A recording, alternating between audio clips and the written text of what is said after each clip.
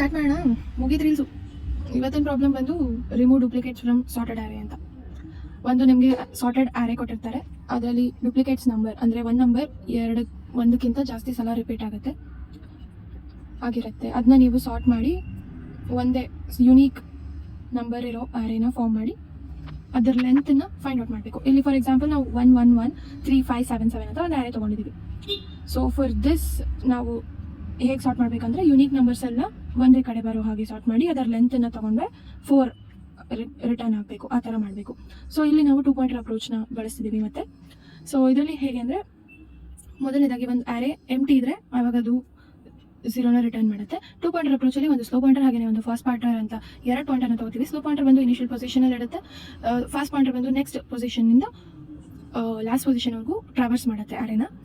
So ಆ traverse ಮಾಡಬೇಕಾದ್ರೆ ಏನು ಮಾಡುತ್ತೆ ಅಂದರೆ ಫಸ್ಟ್ ಪೊಸಿಷನಲ್ಲಿರೋ ಎಲಿಮೆಂಟ್ ಹಾಗೆಯೇ ನೆಕ್ಸ್ಟ್ ಪೊಸಿಷನಲ್ಲಿರೋ ಎಲಿಮೆಂಟ್ ಸೇಮ್ ಅಲ್ಲ, ಅಂದರೆ ಯುನೀಕ್ ಆಗಿದ್ದರೆ ಆವಾಗ ಅದು ಸ್ಲೋ ಪಾಯಿಂಟರ್ನ ನೆಕ್ಸ್ಟ್ ಪೊಸಿಷನಿಗೆ ಮೂವ್ ಮಾಡುತ್ತೆ ಮತ್ತು ಆ ನಂಬರ್ನ ಆ ಪೊಸಿಷನ್ನಿಗೆ ಹಾಕತ್ತೆ.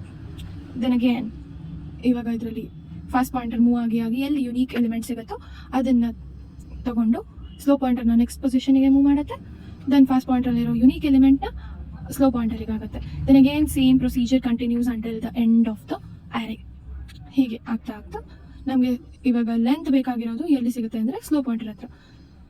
So slow pointer that is slow pointer +1 ಮಾಡಿದ್ರೆ ನಮಗೆ length of the sorted remove duplicate array ಸಿಗುತ್ತೆ. ಇದ್ರದ್ದು ಟೈಮ್ ಕಾಂಪ್ಲೆಕ್ಸಿಟಿ ಬಂದು O(n) ಆಗಿರುತ್ತೆ, ಸ್ಪೇಸ್ ಕಾಂಪ್ಲೆಕ್ಸಿಟಿ ಬಂದು O(1) ಅಷ್ಟೇ. ನಾಳೆ ಮತ್ತೆ ಸಿಗೋಣ ಇನ್ನೊಂದು ಪ್ರಾಬ್ಲಮ್ ಜೊತೆಗೆ.